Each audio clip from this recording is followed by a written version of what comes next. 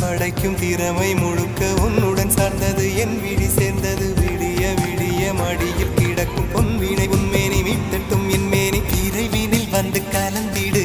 வீரல் பட மெல்ல காணிந்திடு உடல் மட்டும் இங்கு கிடக்குது உடன் வந்து நீயும் உயிர் கொடு பல்லவன் சிற்பிகள் அன்று பண்ணிய சிற்பத்தில் ஒன்று பெண்ணென வந்தது இன்று சிலையே